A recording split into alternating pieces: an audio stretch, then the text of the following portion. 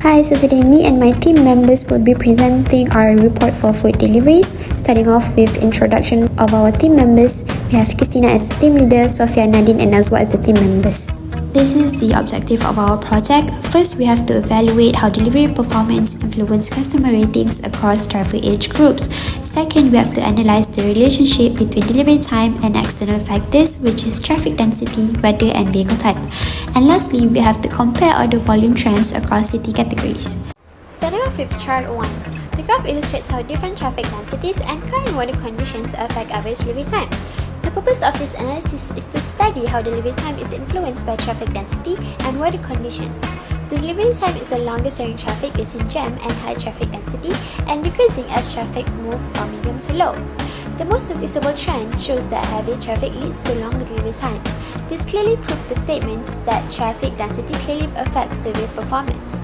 The highest average delivery time is ultimately about 37 minutes during traffic jams, while the shortest time taken is 21 minutes under low traffic density.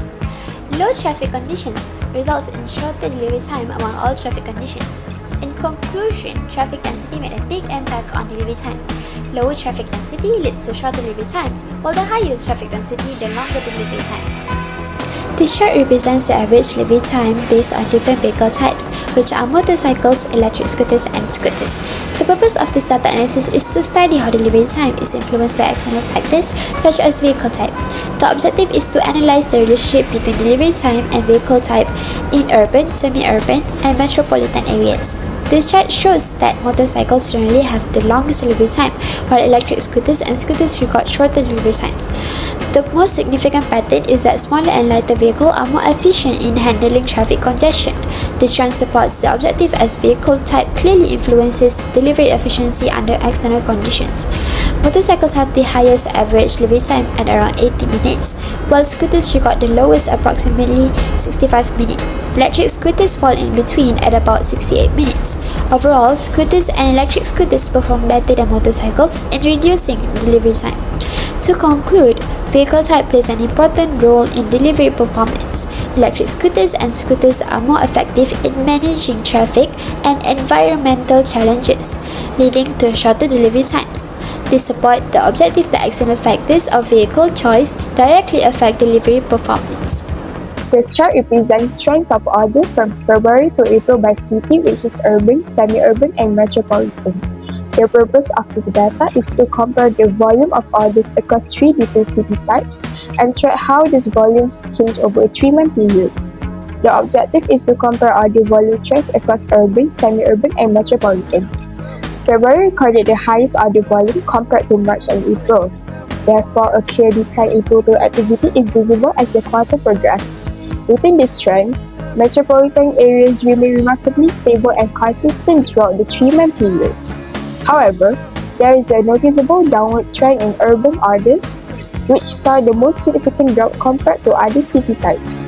The value held steady at approximately 27 to 28 units consistently from February to April for metropolitan. Urban areas started as the highest contributor in February at roughly 23 units, but dropped to approximately 21 units by April. Consequently, while total orders peaked at nearly 80 units in February, the total volume fell to roughly 72 units by April, a shift driven largely by the decline in the urban and semi-urban segments. In conclusion, metropolitan areas are the most reliable market segment, showing no change in order volume over a 3-month period. Conversely, the downward slope of the total bar reflects a weakening performance in urban and semi-urban sectors as the season progressed from February to April. Chart 4. This chart shows different types of food orders across metropolitan, semi-urban, and urban cities. The objective is to compare order volume trends across city categories.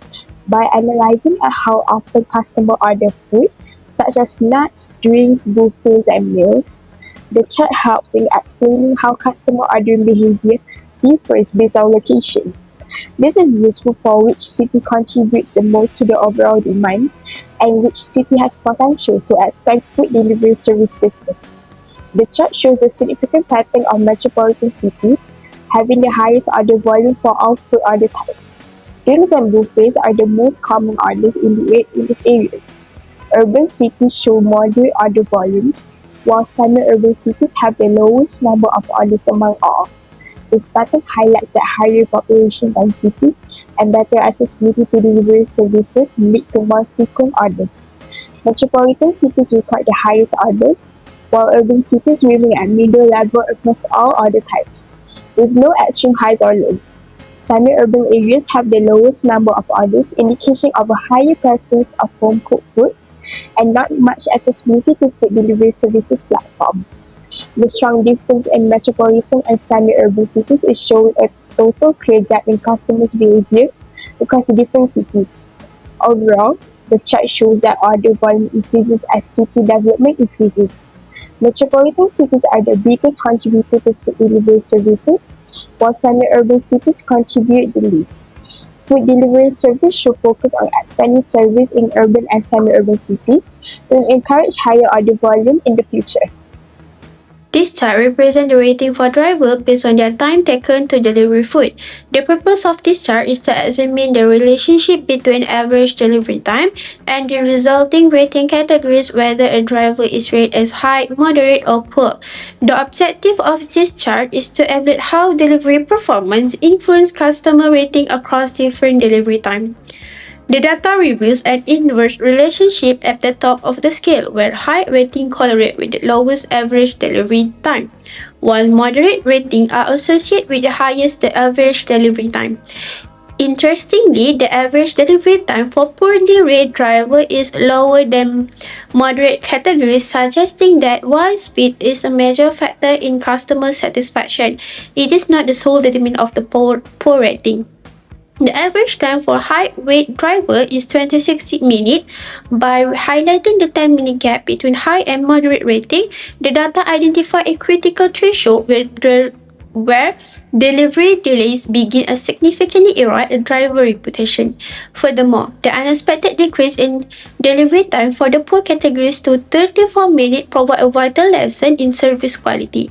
In conclusion, the data demonstrate that while speed is a primary catalyst for high rating, it is not the sole determinant of the success. A driver reputation is built on a combination of efficiency, a lack of operational mistake, and professionalism when handling food deliveries. The graph illustrates rating range received by delivery person based on experience level, comparing experienced drivers and new drivers across three rating categories, which are high, moderate, and poor. The objective of this chart is to evaluate how delivery performance influences customer rating across driver age group. We can overview how experience affects delivery service quality and customer satisfaction.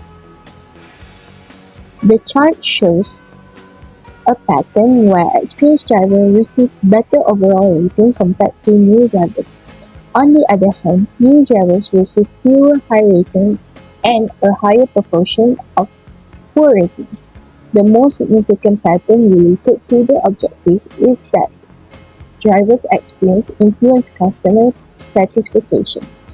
To compare, experienced drivers consistently perform better than new drivers in terms of rating. Experienced drivers record the highest number of moderate ratings, followed by high ratings and the lowest number of poor ratings. New drivers also receive the most moderate ratings, but their total number of ratings is slightly lower. Additionally, the number of poor ratings for new drivers is higher compared to experienced drivers. The comparison clearly shows that experienced drivers achieve stronger performance outcomes and more stable service quality.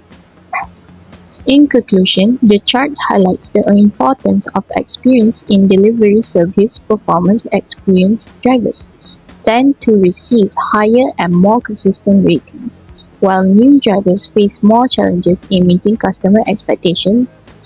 To support this, delivery food service operations should provide proper training, guidance, and mentoring for new drivers to help reduce poor rating. Overall, investing drivers' development can improve service quality and enhance customer trust.